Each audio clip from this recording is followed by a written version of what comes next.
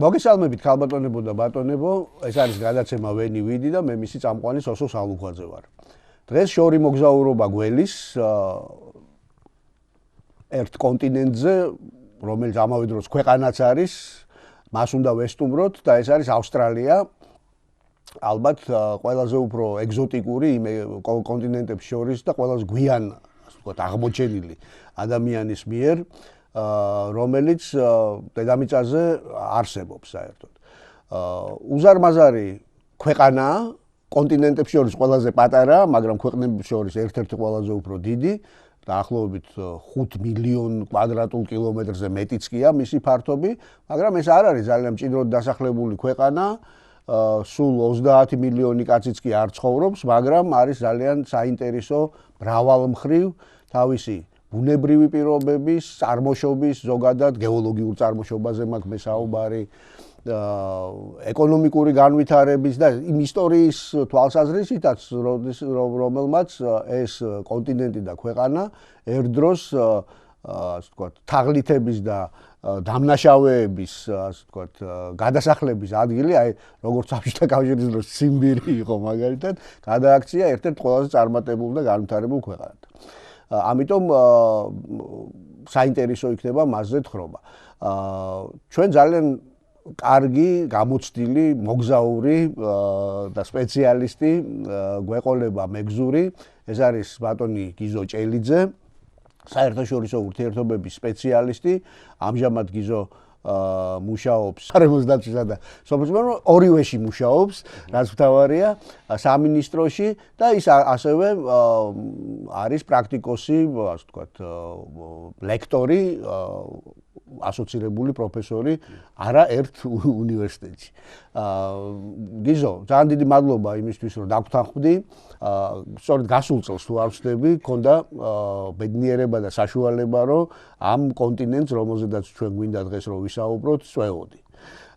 ამიტომ ეს ახალი შტაბეჭდილებები შედარებით, რომელიც გაქვს, ჯერ არ განელებულა, ამას იმედია ნაწილობრივ მაინც გაგვიზიარებ, იმიტომ რომ აგერ ავსტრალიის, ასე ვთქვათ, გაიდი, ანუ გზამკვლევი მაქვს და 600 გვერდზე მეტია, რა თქმა უნდა, ყველაფერს ვერ მოვყვებით. უზარმაზარი კონტინენტია, ძალიან საინტერესო, მაგრამ აქედან რაღაც ფრაგმენტებს იმედია შევთავაზებთ ჩვენს მაყურებელს, რომ ამის შესახებ იფიქრონ და თუ კი საშუალება ექნება, თვითონაც ეწვიონ ამ საოცარ მხარეს.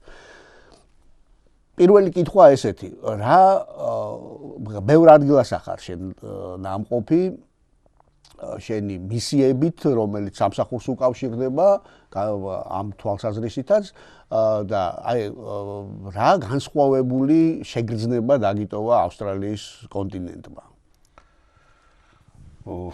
საინტერესო შეკითხვაა. მოგესალმებით პირველ რიგში. სასიამოვნოა, რომ ამ ტიპის გადაცემაში მიწევს საუბარი, ეს მეტ თავისუფლებას და მეტ შემოქმედებითი საუბრის შესაძლებლობას მაძლევს კონკრეტულ ისეთ საკითხზე, რაც არის შტაბეჭდილებები, ემოციები, განწყობები, რისთვისაც მომიწვიეთ, ასე ვთქვათ. ავსტრალია ეს ნამდვილად გამორჩეული ქვეყანა როა, ამას თქმა არ ჭირდება, შესავალშიც ისაუბრე და ყველა ადამიანისთვის ალბათ საინტერესოა და ცოტა იქნება ადამიანი, რომელსაც არ უფიქრია, რომ იქ მოუხვედრილიყავი და მენახა და ეს ჩემი, ასე ვთქვათ, სურვილიც იყო, მაგრამ რო გითხრათ, დიდი მოლოდინი მქონდა, რომ ავსტრალიაში აღმოჩნდებოდი, მიუხედავად იმისა, რომ საკმაოდ ბევრ ქვეყანაში მომიწია პროფესიული საქმიანობიდან გამომდინარე ვიზიტი, დიდად არ ველოდი. და ეს გასული წელი აღმოჩნდა საინტერესო იმით, რომ ჯერ მომიწია იაპონიაში წასვლა, ასევე გამორჩეულ და განსაკუთრებულ ქვეყანაში და მალევე მოგვიწია ვიზიტი, სამსახურებრივი ვიზიტი ავსტრალიაში. ავსტრალიაში ვიზიტი შეეხებოდა მათი საირიგაციო სისტემების და საირიგაციო ზოგადად ინსტიტუციური მოწყობის და საინჟინრო ნაწილსაც და პოლიტიკურ ნაწილსაც, ანუ კანონმდებლობა, როგორ არის მოწყობილი, ვინ მართავს და ასე შემდეგ. მოგეხსენებათ, საქართველოში ინტენსიურად მიმდინარეობს საირიგაციო სისტემის რეაბილიტაცია და ჩვენ ექსპერტი, ვინც ყავდა მოწვეული ერთ-ერთი პროექტის აზიის განვითარების ბანკის პროექტის ფარგლებში ყავდა მოწვეული, იყო ავსტრალიელი. და ის ამბობდა, რომ ჩემი აზრით საქართველოში ასე უნდა მოეწყოს აირიგაციო სისტემა, უნდა იყოს დახურული რაც შეიძლება მაქსიმალურად, რა თქმა უნდა ეს ჩვენც ვიცით. და ჩვენი კითხვა იყო, რამდენად შესაძლებელი იქნება ეს დახურული სისტემა, სრულად დახურული, როგორც აი წყალმომარაგება, როგორც სასმელი წყლის. რამდენად იმოქმედებს ეს ისეთ ადგილებში, სადაც დაბალი დახრილობა და ასე შემდგომ. და ეს გვეუბნება, კაცო, გაჩვენებთო, წამოდითო, ისეთ ქვეყანა, როგორც ავსტრალიაო, საერთოდ მოდი ასე ვთქვათ, ბრტყელი ქვეყანა ძალიან ნაკლები დახრილობის ამ ქვეყანაში თუ კიდეებს თუ არ რაღაც იან გარკვეულ ადგილებს თუ არ ჩავთვლით ძირითადად როცა იქცე ვერ დაგორდები მაგ ქვეყანაში ისეთი ბრტყელია პირველად თვალში გეცემა ეს არის ძალიან დიდი ისა სხვათა შორის ამ ექსპერტის ვიზიტი საქართველოში იყო ძალიან უცნაური კომპლიმენტი თქვა საქართველოზე რა ძალიან დამამახსოვრებელი კახეთში ყავდა ათვალიერებს ახლა ამ კახეთის სასოფლო სამეურნეო მიწებს და როგორ შეიძლება მოეწყოს განახლდეს მოდერნიზება მოხდეს საირიგაციო ქსელების და ახლა კახეთში რა ანუ მშვენიერი ვენახია ან რაღაც კავკასიონს ხედავ რაღაც ისტორიულ ძეგლს ხედავ ბევრი რაღაცა რამაც შეიძლება თვალი მოგტაცოს ხო და ეს რაღაცა ესეთი გაკვირვებით გასცქერის ესე ვთქვათ ჰორიზონტს და ამ ბიჭო რა ლამაზია იცახეს და რა what a beautiful და მაინტერესებს ახლა რაღაც და კონკრეტულად რას გულისხმობს თორე ბევრია რაღაც იქ ლამაზი და ამოუდექი გვერდში და რობ მეუთხარი აი რას გულისხმობ what a beautiful slope რა შვენიერი დახრილობა აქვს თქვენ ქვეყანასო ანუ აი ახლა ინჟინერულად შეხედა რომ დიდი პრობლემაა ძალიან ბევრ ფულს ხარჯავს ავსტრალია იმაში რომ ერთი მდინარიდან წყალი მიიტანოს სასოფლო მიწაზე ბრტყელია ფაქტობრივად კრიკებია თანაც შრება ის მდინარეები პერიოდულად და ხო ეგ ყველა ქვეყნის პრობლემაა მაგრამ ამან თავისი ასე ვთქვათ დახრილობის არქონის გამო მას უწევს რომ ხელოვნურად აკაჩოს წყალი ატომბოს და შემდეგ დაუშვას რაღაც ტერიტორიას და მერე წნევით გაუშვას და ამაში იმდენ ფულს ხარჯავთ თქვენო უფასოდ გაქვთ არის რაღაცები რაც ჩვენ ქვეყანას როგორც ხედავთ ავსტრალიას განცილებით ჯობი ვართ რაღაცებში ხო ანუ ეს იყო ჩვენი ასე ვთქვათ დიდი ჩვენი მიზანი შეხვედრის თუმცა გეტყვით რომ ჩვენ მოგვიწია ძალიან საინტერესო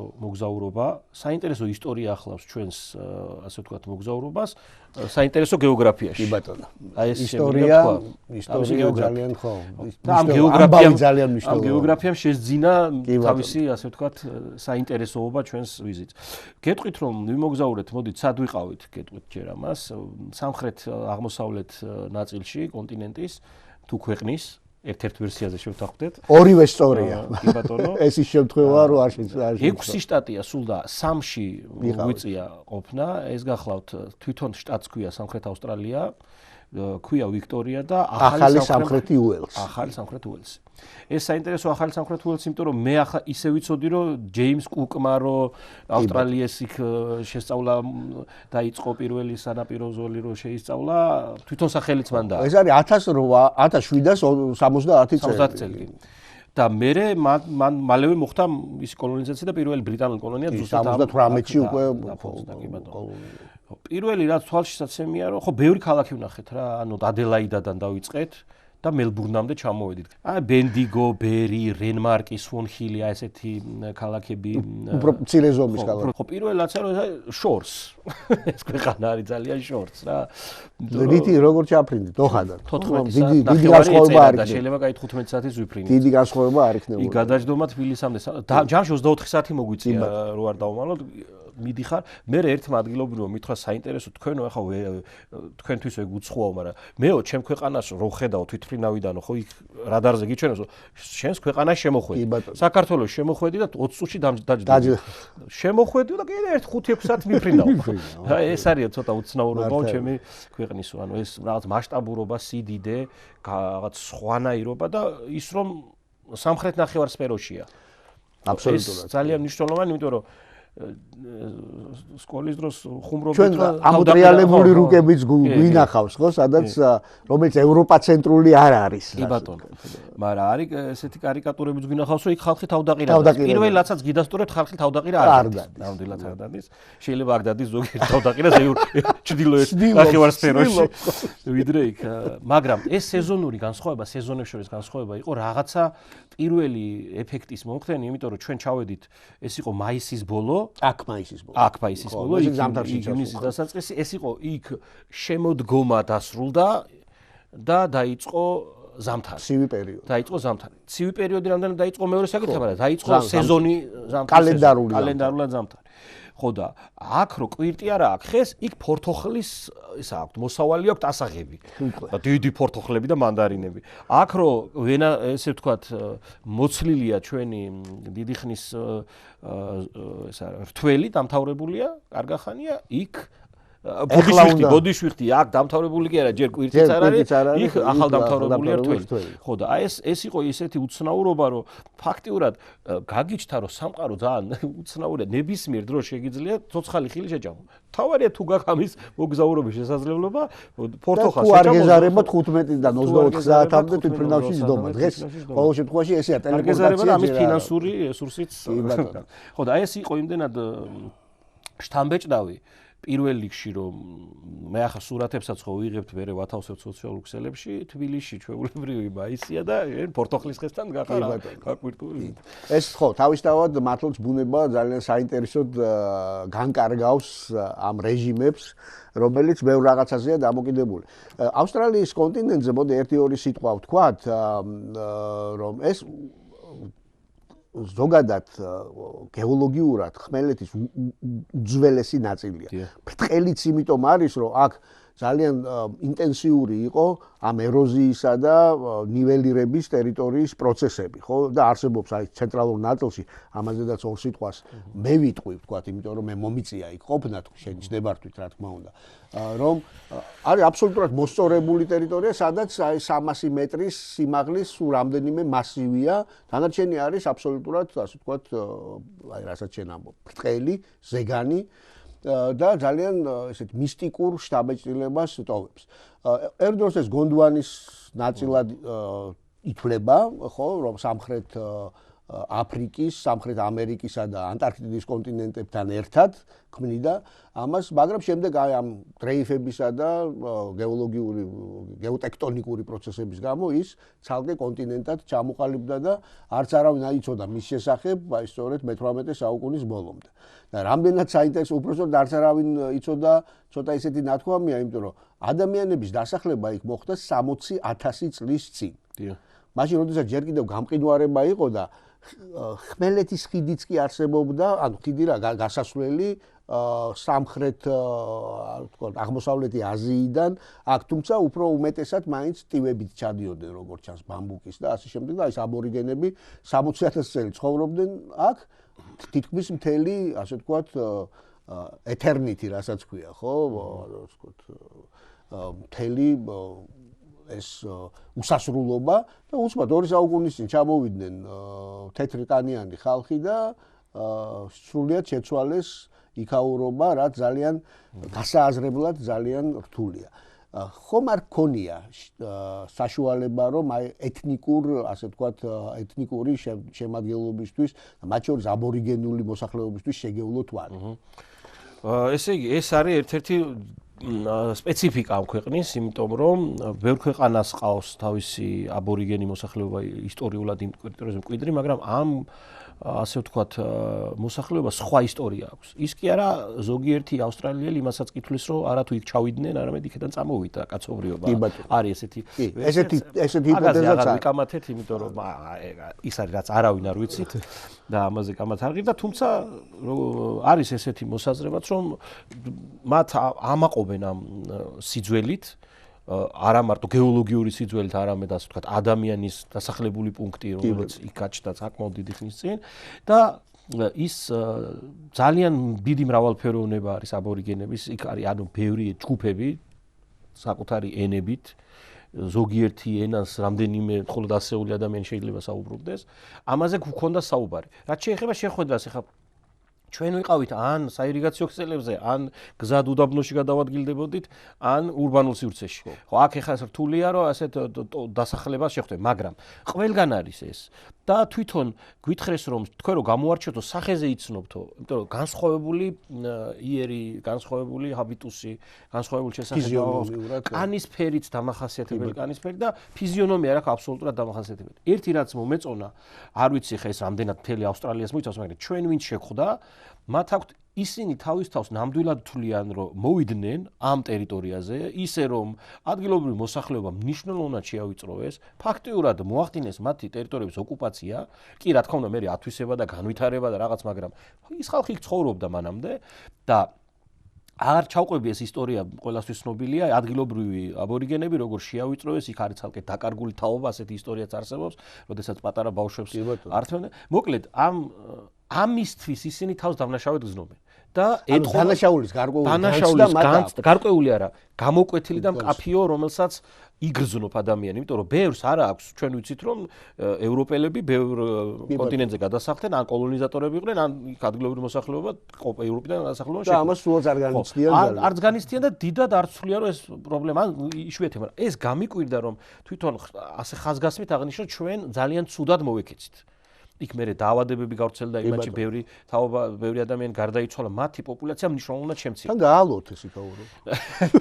არ მქონია მასე ახლო სუფრასთან არ მიქეიფია, თუმცა ავსტრალიელებთან ღვინის დალევა ამის შესაძლებლობა მოგვეცა. ღვინოც ერთ-ერთი ძალიან ისეთი თემაა, რომელიც ალბათ თქვენ ის ირიგაცია იმიტომაც ხდება, მათ შორის ღვინის კულტურის მოსაყვანად და ეს სწორედ ეს გზამკვლევი ვანახებს რომ აქ თითქმის ევროპელების შესვლასთან ერთად მე-19 საუკუნეში უკვე ჯეიმს ბასბი ყოფილა ესეთი კაცი, რომელმაც დაიწყო კულტივაცია ღვინის კულტურისა, რა თქმა უნდა, სამხრეთ შტატებში და დღეს ავსტრალია ერთ-ერთი გამორჩეული ღვინის მწარმოებელი ქვეყანაა, თან იაფიანი ღვინოც არის, ძვირიანი ღვინოც, წითელი ღვინოც და ასე შემდეგ და ასე შემდეგ, რომელიც საკმაოდ კარგ ხარისხად ითვლება.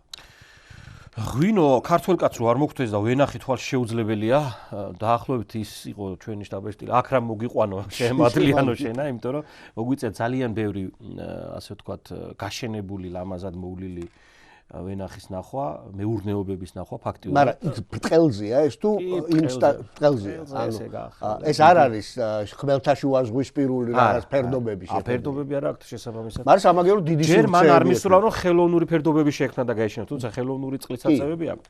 და დიდი რაოდენობით წყალი საკმაოდ მნიშვნელოვანი წილი მათი ირიგაციისა, რა თქმა უნდა, ხმარდება მათ შორის იმას ვენახებს. ხო, ჩემთვის ძალიან საინტერესო ნახავი იყო ვენახის ზვარი და გვერდზე თქვა ციტრუსის ბაღი. ძალიან დიდ ბაღს ვსაუბრობ, ყოვლის ხომ რამდენიმე ჰექტარს, ათეულობით ჰექტარს და ესე რომ მიდიხარ მთელ სიგრძეზე და შუაში რომ კიდე კენგურუ დარბის, ამაზე ცალკე ვისაუბრებ. და კაკადუ გადაგიფრენს თავზე. ეს იყო რაღაცა ეგზოტიკა მართლა, ხო? და ამ ჩვენ ჩავედით ჩვენი ღვინით, ხა ქართველები რა თქმა უნდა საჩუქრად ჩავიტანეთ, ჩავედით. აბა ხა ავსტრალიელი ღვინო ქვეყანაში სადაც ღვინო იციან, ღვინო ესმით და ყოველ შემთხვევაში თვლიან რომ იციან და თვლიან რომ ეს ღვინო მათი კულტურის ნაწილია, ჩვენი კულტურით ჩავედით და იქ სხვათა შორის არ გაგვიწიეს დიდი წინააღმდეგობა, მაგრამ ყველგან აღნიშნავდა ჩვენ ჯერ მას მიზანს უთხარით რომ 8000 წელია ჩვენ ეს 8000-ს ისე ვამბობ, რაღაც 8000 წელია ჩვენ ამ ღვინოს წურად. სულ ეხლა ხანს გავიწევთ. ხო, ახალ დაწყებული გვაქვს. და ითვლება ღვინის სამშობლო ჩვენი ქვეყანა. მართლა უკვირთ ეხლა, იმიტომ რომ ვერ შეგეწინააღმდეგება მე ვითვლებიო ვერ გეტყვის. განსხვავებით ფრანგებისა, ახლა საფრანგეთში ვიყავი და იქ არ ესიამოვნათ როგორ რაღაცა რაც ლაბა. ხო და არსებობს ინტერნეტი, მათ შორის ავსტრალიაშიც გაგიკვირდება და იქ შეგიძლია შეხვიდეთ საიტებზე. მეთქი აი BBC. ანუ დაიმოწმებ კიდევაც რაღაცას. National Geographic-ის საიტი იყო BBC-ზე. ანუ ვიდეო არსებობს ბევრი ფაქტი იმისა და გააკვირვებული უყურებდნენ, მაგრამ რაგბიში გაჯობებთ ეს პერიოდი იყო, რაგბიში შეხვედრები ვიყავი და მანდ აღარ შევეკამათე. თანო მე ახალზელანდიელი ვარ, გასაგებია მე ვთქვი სხვა თემაზე ღვინოს დაუბრუნდით. თუმცა არც მასეც თამამათაც მიიქნები რაგბისთან დაკავშირებით. რაგბი ეს რო უყვართ ახლა გასაგები. ნუ არა ხო, ერთი საინტერესო ისტორია რაც შეგვიძლია ცენტრია. ერთ-ერთ რესტორანში მოგვართვეს ღვინო საფერავი. საფერავი ეწერა პირდაპირ და ეს სად ნაწარმოები? იქ ავსტრალიური საფერავი და ჩვენ ახლა დელეგაცია ვიყავით რა, 7-8 ადამიანი თუ სწორად მახსოვს და აინტერესებთ ჩვენი აზრი საფერავთან დაკავშირებით. იციან რომ ეს ჩვენი ის არის ბრენდია. გავსინჯეთ ბიჭო და რა ვქნათ, არაფერი გემოვნები, გემოსთან არაფერი არ აქვს ჩვენ საფერავთან. არაფერი კავშირი. ანუ ჟარგონზე ვთქვათ გარტყმაში. საერთოდ ანუ კარგი არ ცუდია არა აქ ამას მნიშვნელობა. არ არის ცუდი ნორმალური ღვინოა, კარგი წითელი ღვინოა, მაგრამ არაფერი არ არის საფერავი, მაგრამ მოკლედ როგორია, კარგია, უთხარ შვენიერია, ადამიანო პატივი იქცა რაღაც. არაო, გავიგეო, კარგია, ის თქვენ საფერავთან რაკავშირი რაღაცა ფერით გავს ასეთი მუქია ჩვენით. ამაზე მოკლედ ვიმსჯელეთ და ანუ შეგვატყვეს რომ ვერ გუქაჩავენ. თანახევრო და დელეგაციაში ვყავდა კახეთიდან არის ჩვენი კოლეგა გვანცა და თან მანდილოსანია და ეს მაინც არ მოგვატყუებსო რა და კითხეს რომ გვანცაო რა სიტყვია შენ როგორიაო და კახელებს უყვართ ეს პირდაპირ ესო საფერავი არ არისო კარგი ღვინოა მაგრამ საფერავი აღარ გაუგზელებიათ ამ თემაზე საუბარი ნუ ღვინო და ესა მოკლედ იდეალურად აქვთ აწყობილი ეს მეურნეობა თავის სარწყავი სისტემებით მე თუ დრო გვექნება მაგაცაც ვისაუბრებ იქ წყლის კულტურა როგორ აქვს ანუ საირიგაციო წყლის კულტურა მოკლედ ეს არის ქვეყანა რომელმაც ჩვენთვის ასე ვთქვათ ძვირფასი სასოფლო სამეურნეო ჯიში ძალიან დააფასა და აითვისა კი ნამდვილად და არც იაფი არ ღირს მე რაც ვნახე ყოველ შემთხვევაში დიდ ქალაქებში ხო ეხლა სულ მქონდა წარმოდგენა რომ ავსტრალიური ღვინო ესე მქონდა ნასწავლი და ნათქვამი რომ იაფია და ვთქვათ $2 და $3 იქ ღვინოს ვერ დალე. საფრანგეთში უფრო იაფი იყო. საფრანგეთში მეც ზუსტად მაგის თქმა მინდა საფრანგეთში იტალიაში კარგი ფრანგული ღვინო და არა ცუდი იყო. გაცილებ ხო, რა თქმა უნდა, ხო მე ხარისხიანზე მაქვს საუბარი თორე ალბათ ეხლა რაღაც მე არ ვიცი ხა რა საწარმოებო საერთოდ ავსტრალიაში, მაგრამ რაც კი დამილევია 10 ავსტრალიურ დოლარზე ნაკლები იშვიათად თუ რამე ღირდა და ყველაზე საინტერესო რა არის, მე არ ვიცი დაუკვირდით ეხლა ესეა თუ არა. იმიტომ რომ მე დამყოფი ვარ იქ დაახლოებით 12-13 წლის წინ. გეოლოგიურად არ შეცვლილა. გეოლოგიურად კარგია რომ იხარი რომ არ შეცვლილა სტაბილურად რო არის. და ისევ რომ ვერ ჩაგორდები. ისევ ვერ ჩაგორდები. მაგრამ საინტერესო რა არის? ახლა იმას კარენსის ანუ ვალუტას ხო ცვლი და ჩავედი და ნუ გადავცვალე 100 ამერიკული დოლარი და თქვა სიტყვაზე ვამბობ ხო და მომწეს 93 ავსტრალიური დოლარი. მე როგორ მოვდიოდი გადავცვალე თქვა სიტყვაზე 100 ავსტრალიური დოლარი და მომწეს 93 ამერიკული დოლარი. ანუ ის არ აინტერესებს საერთოდ. იქით გადაცვლი თუ აქეთ გადაცვლი მაინც აგებდა. ესეთი შემთხვევა, ნუ მე ბევრი არ მახსენდება ყოველ შემთხვევაში პირველი განცდა იყო. გასაგებია რომ საკომისიოა რაღაცაა და კარგავ შენაბუნს მაგრამ გადაცვლაზე ერთი საინტერესო ის იყო ჩვენთვის რომ ჩვენ რო ჩავედით ჯერ კიდევ მოქმედია დედოფლის გამოსახულებიანი ფულის ერთეულები კი და ჩვენ სპეციალურად მე არ გვჭირდებოდა დიდ ბარათით ვიხდით თუ არა მასპინძლები სხვათა შორის კარგი დახვედრით გამოირჩეოდნენ და კიდე ერთი რაც ქონდა რომ აი მართლა ორიენტირებული იყო საქმეზე დილით 7-ზე ვდგებოდით გვიანამდე ის რომ აი საშოპინგოთ შევედი არ არსებობდა ხა უდაბნოში არ არის მithumetes კარგად გასწრილი ათვისებული ეს შოპინგ მოლები და ურბანულ სივრცეში ცოტა ნაკლებად ვიყავით ამიტომ ფული გადახურდება იმიტომ გადავახურდა რომ წამომეღო დედოფლის გამოსახულება რომ ხვალზე ეს უკვე ეს გახდება რაც ისტორიის ღვინოზე კიდე ერთი კაი რამე გამახსენდა რასაც დავაკვირდი რომ ასეთი ტერმინი რაღაცას მაგალითად თუ გაგიკეთა ისეთი რასაც მაგალითად კენგურუს ნახვა მინდა თქო მაინტერესებს ჩვენი მძღოლი კი არ იყო თვითონ კონკრეტული კენგურუ გაინტერესებდა თუ ზოგადად კონკრეტულიც ვითხოვე მაგრამ მან ზოგადად დააკმაყოფილა ეგ არ არის ეხლა ეგ სხვა შტატშია და რო დაგვათვალიერებინა და მითხრა რომ აუცილებლად მე ვთხარი ახლა მივიყვანეს ადგილი სადაც ისეთი იყო ზოოპარკს ვერ დავარქვევთ იმიტომ რომ რაღაც შემოსაზღვრული იყო და იქ სირაქლემაც იყო კენგურუც იყო გადაადგილდებიან იმ ტერიტორიაზე რაღაც ესეთი სივრცე იყო სადაც კენგურუები ყავდათ მაგრამ ველური კენგურუ არ ყავდა ჯერ ნანახი და მე უცბად დაატორმუზა გული გაგვიშთა კაცო ისიჩქარით მივდიოდით და გაგვიჩერა აი და ესე პირდაპირ მოსეირნობს რა რამდენიმე კენგურუ დახტის რაღაცა საოცარი სანახაობა იყო ეგ რომ კენგურუს ხედავ შენ თვალით არა ზოოპარკში არამედ ეს კენგურუ თავისთვის დარბის და ღვინო შენზეაო ვერ მივხვდი რას ნიშნავს ეს ღვინო შენზეა მე რამდენიმეჯერ ახსენეს კიდე ჩვენს კოლეგებსაც ერთი ბოთლი ღვინო შენზეა ერთი თურმე რაღაცას რო გაიკეთებენ ეს ერთი ბოთლი ღვინო შენზეა რამდენიმე ავსტრალიელმა ახსენა თან ერთმა არა მარტო ამან რაღაც ესე ქონიათ და ეს არის მაღარიჩი ხო მაღარიჩი შენზეა ყოფილა ოღონდ მაღარიჩი შენზეა მართლა ხო არ ახტევინო და საღამოს მივედი რესტორანში და განამდე ელოდება ღვინოს ხო ყიდულობთო ეგ მეუცნაურა ცოტა ესეთი რაღაცა რომ მას არ მე განახედა ახლა შენ ხო მე ხო განახედა იმიტომ კი არა რომ ღვინო უჭირს და ვერ იყიდეს უბრალოდ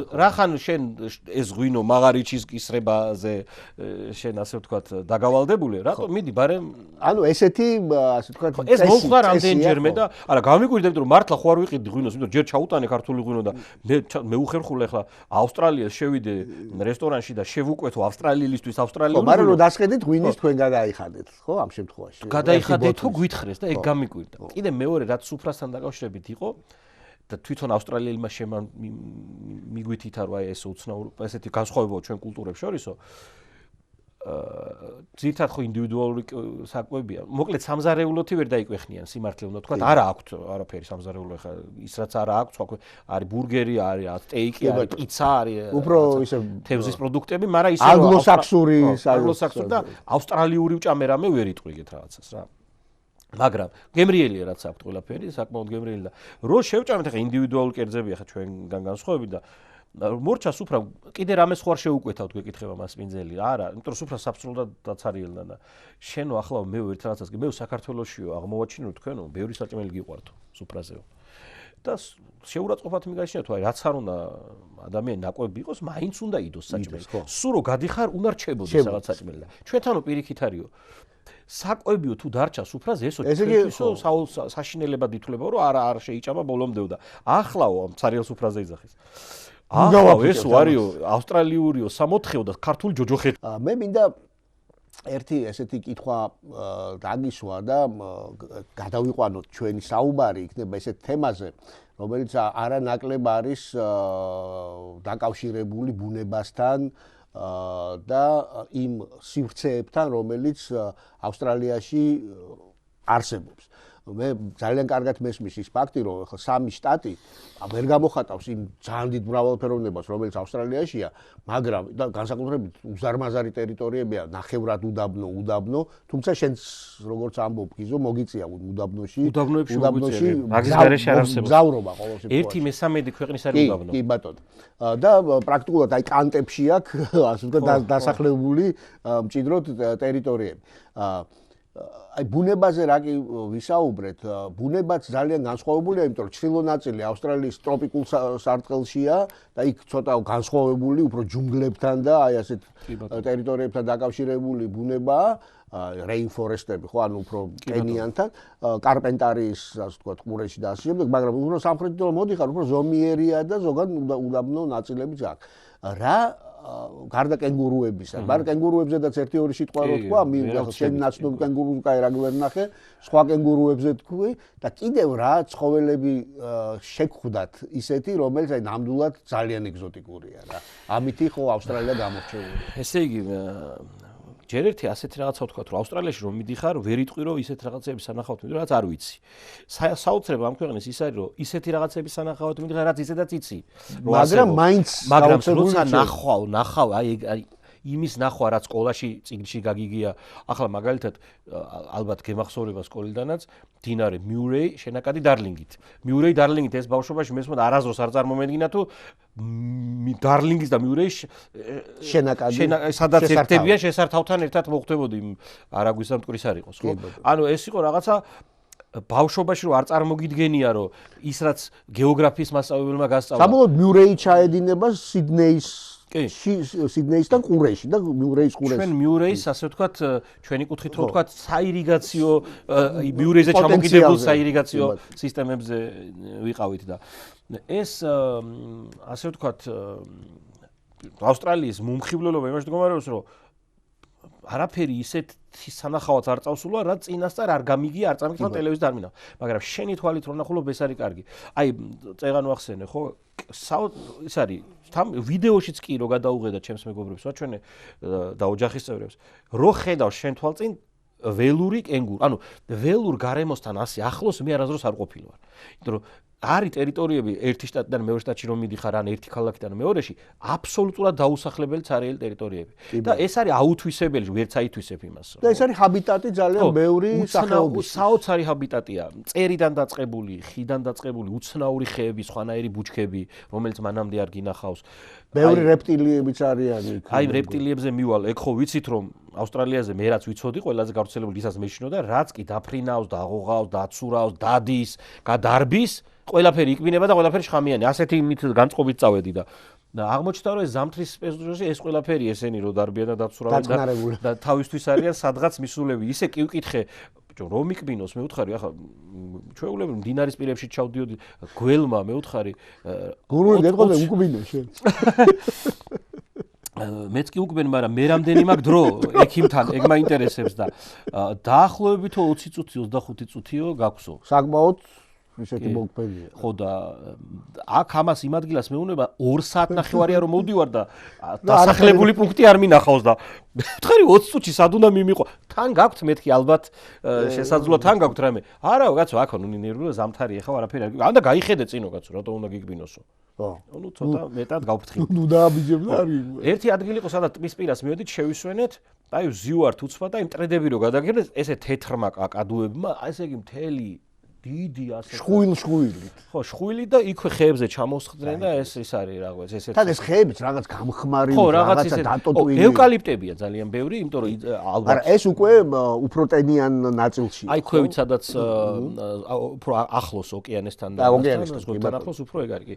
ევკალიპტები, ესე იგი თვითონ დასავლეთ საქართველოსდან მარგიცი და იქ ევკალიპტი ის არის შემოსულია ჩვენთან ალბათ და რო ახსენეთ ჩვენგან წაიღებდითო ესეც ეს არის. მოიტანე უკან ხო?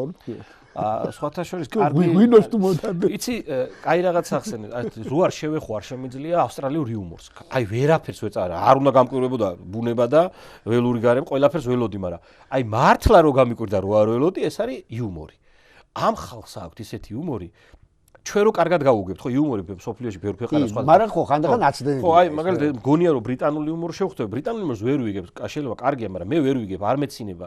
იმას შეიძლება ქართულზე არ ეცინება, მაგრამ ამათ რო შევედი, ჩვეულებრივი აი გურჯანელი და თელაველი რო ხუმრობს ერთმანეთზე. ჯიგრული. ხო, აი, კონკრეტულ მაგალითს გეტყვი ხა. ჯერ რაც აღმომაჩინე შტატები ერთმანეთთან ზუსტად ესეა, ჩვენი სამ მეზობელი კუთხეები როგორც არის, ერთმანეთს რამე გამორჩეული აქვს დაუყრინოს და ოდნავ რამე თუჯობია, გააბუქოს და ამ ვიქტორიადან, უბრალოდ სამხრეთ ავსტრალიიდან ვაპირებთ ვიქტორიასკენ მივდივარ და რაც ვნახეთ ამ სამხრეთ ავსტრალიის შტატში, ყველაფერი ლამაზი იყო. აი, საოცარი გარემოა რა და ხო, რა თან მრავალფეროვანი. ხო, მრავალფეროვანი, ხო, ეგ არის რა. 80-90%-ო ჩვენიაო, ენდემურიაო ეს ყველაფერი. ანუ ამაზე ხო თალკე ის არის, რომ ყველაფერი თავი ადგილობრივია რაღაც ისეთი რაც სხვაგან მერე წაიღეს. ან არ არის. და ვეკითხებით რომ თან ცოტა ეს კომპლიმენტნარევი შეკითხვაა, რომ მეთქი ბიჭო, ასეთი ლამაზი ადგილები რო გაქვთ, ყველგან სადაც მე ლამაზი ადგილებია. უშნო ადგილები არა გაქვთ მეთქი და როგორ არა, აი ვიქტორიაში რო გადახვალ, ახლა მაგის მეტი რა არის. ანუ აი ეს წარმომიდგენია თელაველმა კახელზე ან გურიაში რო იხმობენ ქუთაისში, აი დაახლოებით გადახვალ აგერ ახლა ვიქტორიაში. ან ქუთელმა ზურგეთელზე, გადახვალ მაგის მეტი რა არის. და ჩვენი მასპინძელი ვინც გვახავს ვიქტორიელი იყო. გაეცინა, მაგრამ გადმოხვალ და გაჩვენებთ, რომ იქაც რა თქმა უნდა ძალიან ლამაზი იყო ყველაფერი. ხო, აი ესეთი გულღიაობა კიდე რაც მომეწონა, იმიტომ რომ ჩვენ ახლა მაგალითად ქართველები და სამხრეთის ხალხი ვარ და ცოტა სადაც ჩავდივართ ველოდებით რომ ჩვენსავით ემოციებით უნდა შეგხვდნენ და გაგიჟდეს ვიღაცა გადაეს ვინ დავინახე და რო არ ხვდება ეს შვეიცარიელი და გერმანელი ცოტა ესტონელი რო შეგხვდა თუ არ გიჩნობს თუ გიჩნობს უკვე გხვდება თუ კი ხვდება მაგრამ ერთი 10 კაცი 10 ქართველი ვიჯექით ესტონელი ყავდა მასპინძელი და 10 მარტო ერთი იყო ეს უცხოელი და ჩვენ რა თქმა უნდა უმეტესად ქართულად ვლაპარაკობთ ხმაურობთ ეს გაკვირვებულ რას აკეთებთო ეს პირველად ნახეო ამ ხელა ისო მეცო დადებითად ვარ თქვენს მიმართ განწყობილიო უბრალოდ ვერ გამოვხატავ ანუ არ იფიქროთ რომ მეო თქვენო ახლა რამენაირად ესა ხო და ეს გულღიაობა აქ თვალშისაცემია შედიხარ მიდიხარ უცხო ხალხში აი ის ბრინკინგი რო აჭირდება ხო და რაღაც ბარიერების გარშე პირდაპირ იწყებს მომიყევით თქვენი სოფლის მეურნეობის შესახებ იწყებს რა პრობლემა აქვს რაღაცა ისე დაწყობილი ოფიციალური ტონითაც არ გელაპარაკებთ თან ამ არაურბანულ სივრცეებში მით უმეტეს უფრო სასოფლო აგრარულ სივრცეებში ჩადიხარ როგორც ყველა ქვეყანაში იქაც უფრო მეტად მაგალითად სოფელით როგორ გამოიყურება ეს ალბათ მაინც ფერმერული აი ჰამლეტს რო ქვია ესეთი ასე ვთქვათ ცალკე მდგომი მეურნეობების სახი აქვს შიდა მეურნეობების თუ რაღაც ისეთი კომპაქტური დასახლების ფორმატიც აქვს თქვენ როგორები ნახეთ ჩვენ უფრო მეტად ვიყავით აი შირაქის ველზე რო წახვიდე დაახლოებით ასე ვიყავით უმეტესად ჩვენი ნახვის ობიექტი იყო არა სახლები თუმცა ვიყავით სოფლის დასახლებაში ხო აი რაც არის ის არის რომ აი ნოდარ დუმბაძეს რო აქვს ხო იცის მეო ის დაბალი ამერიკა უფრო მომეწონაო გაზონი რო ესე ლამაზად შეუძლიაო სახლის წინო ისო ცათამჭეს ააშენებდაო რა დაახლოებით ერთაპეტილად დამჭა ისეთი ლამაზი მოვლილი ეზოები აქვთ სუფთად იქვე სახლთან ახლოს პატარა მეურნეობა და ყველაზე და მე უმეტესად ნახეთ აი ეს სავარგულები ასე ვთქვი დიდი სადაც ირწყვება პირველი რაც თვალში მოსახვედრია ამ ხალხისთვის ეს ხალხი გძნობს რომ ეს ტერიტორია მათია ანუ საკუთრების განცდა აქვს ამ ტერიტორიაზე, მაგრამ ჯერ საკუთარ მეზობელი არ აყავთ, კაცის შვილს არ დაურთმევია თავისია, არავინ არ ეცილება იმ მიწაში. რატო უნდა გქონდეთ, მაგრამ მაინც ძალიან მნიშვნელოვანია, რომ ანუ ეს ხალხი გააზრებულ მეურნეობას აყალიბებს. კიდე ერთი რაც სპეციფიკა რაც სხვა ქვეყანაში არსად არ მინახავს, არ ვიცი შეიძლება არის, მაგრამ მე არ მინახავს, არის წყლის უფლება, ასე ეძახიან რა.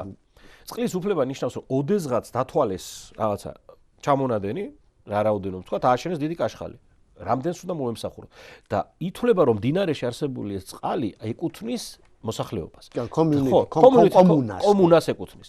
და დაუნაწილეს პირველი მსოფლიო ომის მერე დაბრუნებულ ხალხს დაეკავებინათ, მერე მეორე მსოფლიო ომის მერე დაურიგეს ანუ წყლის უფლება გადასცეს. მე ვიცი რომ ოჯახი ვარ, თან სხვათაშორის დემოკრატიული პრინციპებით ისე კი არა, 5 მე ვარ, მეც მომცემ და 4 შენ ხარ ნაკლებს. ერთ ოჯახს რამდენი წყალიც უნდა ყოფნოდეს, საზომი ერთეული ასე თქვა, ბოთლი თქვა, სიტყვა რეალისტური.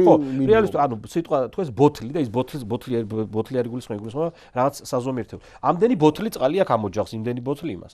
ეს მე მეკუთვნის მოვიხმარ თუ არ მოვიხმარ. რაში ვიხდი ფულს ირიგაციაში? ვიხდი რომ მომიტანონ დინარიდან სახლამდე. და ეს გვაინტერესებდა საირიგაციო მომსახურება როგორ ხდება. და აქ მაგ ყავს მე 3 ტიპის შესაძლებლობა. ერთი ფერმერებმა დავაფუძნეთ კომპანია და ჩვენ თვითონ მოგვაქვს, ანუ ავირჩიეთ ვიღაცა. ხო, ანუ შუამავალი არ იყო. ხო, სანამ სახელმწიფო ჩაერეოდა პირველი საირიგაციო ქსელები, საკუთარი ფულით გვაჩვენეს ძველი საირიგაციო სატუმბის სადგურები რაღაცები, რარიტეტად შემონა.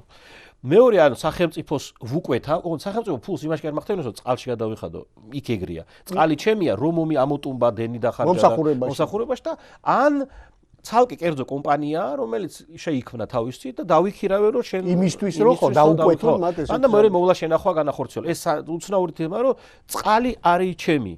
თუ მომიტან მოტანაში ვიხდი ფულს. მოსახლეობა არის იმდენად ამაღლებული იმ განწყობით რომ კლასიკური მაგალითია იმისა, რომ ხელისუფლება იქ არის მოსახლეობის დაქირავებული, ასე ვთქვათ, მართლა ასე გამოიხატება. ეხლა მე რაც ვნახე, სოფლის მეურნეობას გულისხმობ, სხვაგან არ ვიცი, სხვა სფეროებში როგორ არის. იმ სფეროში ასეა და მოსახლეობა გძნობს, რომ ეს ქვეყანა არის მისი. სხვათა შორის ამ ქვეყანას ნამდვილად ეტყობა იმ პროგრესში, მათ შორის ეკონომიკურშიც და სოციალურში და კულტურულშიც, რომელიც ბოლო დეკადების განმავლობაში აქვს, რომ ნამდვილად ასე უნდა იყოს, ერთ-ერთი ყველაზე მოწინავეა ეკონომიკურად, მაგრამ რამხელა წარმატებები აქვს ხელოვნებაში, სპორტში, ცხოვრების დონეში ამ ქვეყანას, რომელიც იყო კოლონია და შემდეგ კოლონიალიზმის მერე დიდად, ასე ვთქვათ, აყვავებული ქვეყანა ეს არ იყო მე-20 საუკუნის პირველ ნახევარში ყოველ შემთხვევაში. მეორე მსოფლიო ომის ჩათვლით და შემდგომ დეკადებშიც კი ყოველ შემთხვევაში ვერ შეეჯიბრებოდა დიდ ქვეყნებს, ხო? ეხლა დიდი ქვეყანაა თავადაც. ასე რომ ეს ესე იქნება. მოდი, შენას ვქი ერთს დავამატებ. შესავალში თქვი რა. შრალი, ყველაზე მშრალი ადგილი ხო? გარდა ამისა, ყველაზე თვითონ გითხრეს, ყველაზე ქვეყანა, რომელსაც ყველაზე მცირე ნაყოფიერი ფენა აქვს, ანუ ნაყოფიერი ნიადაგი. მცირე ნაყოფიერი ნიადაგი აქვს. და იმ მცირე ნაყოფიერი ნიადაგისთვის კიდე ძალიან ბევრ ფულს შრომას ხარჯავენ, რომ ის გაანაყოფიერონ, წყლით მოამარაგონ და ასე შემდეგ. ანუ ადამიანები ფაქტიურად უდაბნოში ბევრი შრომის გარეშე ეს არ გამოდის და სავარაუდოდ ეს ქვეყანაც ჩამოაყალიბა ამან, რომ უდაბნოსთან ბუნებასთან ჭიდილში, აი ამ რთულ გარემო პირობებში ჭიდილში, მათ სახელმწიფო შექმნა, მე ამ სახელმწიფოს გაუფრთხილდები. აღარ მიუშვებ თავის, ანუ არ გემეტება, რომ ეს გასანიავებლა და იმანაც შეუწყო ხელი, რომ მართლა მეზობელი არ ყოლია, რომ თავს დასხმოდა და ტერიტორიული პრობლემა არ ქონია. ეს ძალიან დიდი პრობლემაა, ალბათ. ყველა ქვეყანა, არ ვიტყვი მარტო ჩვენზე, ეს ჩვენი პრობლემა ხო არ არის მარტო. ყველა ქვეყანა მეზობელი მის ტერიტორიას უყურებს. ამათ ეს ბუნებრივია, ასე ვთქვათ. კი ბატონო, მაგაში დაგეთანხმები. მოდი, ეხლა ცოტა ამ რურალური სამეურნეოდან გადავინაცვლოთ. ეს არის ალბათ ოაზისი რო დაინახო უდაბნოში, რა რეაქციაც გექნება, ეს არის, იმიტომ რომ ჩვენ ძირითადად როგორც ვთქვი, ქალაქიდან ქალაქში მოძრაობის დროს გავდიოდით ამ დაუსახლებელ, აუთვისებელ სივრცეებს და გავიარეთ 2000 კილომეტრი. ქვეყნის შიგნით თვითონ ვინც იყო ჩვენი მძღოლი, იმან გავიარეთ 2000 კილომეტრი. ვიარეთ აი ამ სხვადასხვა იმებში. და უცბად რო ჩადიხარ და ცათამბჯენების ქალაქში, მარტო დაბალიც რო ყოფილიყო, ურბანულ სივრცეში გადახვედი, ცივილიზებულად, თანამედროვე, სრულით ასე ვთქვათ, დამახასიათებელი თვისებებით, ეს არის ძალიან მაღალი კონტრასტი რა. კენგურუ მორბენალ კაკადუ გადაფრენილი კაცი რო ჩადიხარ, აგერ დედაქალაქში არ არის, მაგრამ მელბურნი, მაგრამ ერთ-ერთ მსხვილ ქალაქში, ასე შტატის ცენტრში, ძალიან დიდ ცენტრში. ეს იყო ძალიან კონტრასტი. თან დაემთხვა ამას, რომ იყო კარგი ამინდი, იყო ასე ვთქვათ, ზღვის სანაპირო. საოცარი პლაჟი. ხო, საოცარი უსაისა და ეს პალმები სპეციალურად მოვლილი.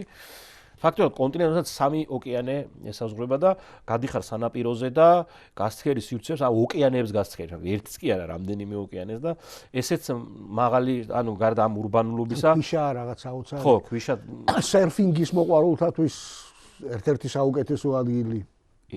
შემოგიზო, იცი რა, მართლაც რაღაც უზარმაზარი თემაც არის და ძალიან ასე ვთქვათ აღტკინებით ყვები შენც და მეც, იმიტომ რომ არ არის ეს ისეთი ადგილი, სადაც მოხვდება ადამიანი და არაფერი არ დაამახსოვრდება. პირიქით, ყველაფერი დასამახსოვრებელია თითქმის. ძალიან დიდი მადლობა ესეთი კარგი მოგზაურობისთვის. იმედია ჩვენი მაყურებელი კმაყოფილი დარჩა, რაღაცები შეიტყო კიდევაც. ამიტომ ძალიან დიდი მადლობა კიდევ ერთხელ, იმედია კიდევ გვესტუმრები, მაყურებელს დიდი მადლობა, მომავალ შეხვედრამდე. ნახვამდის.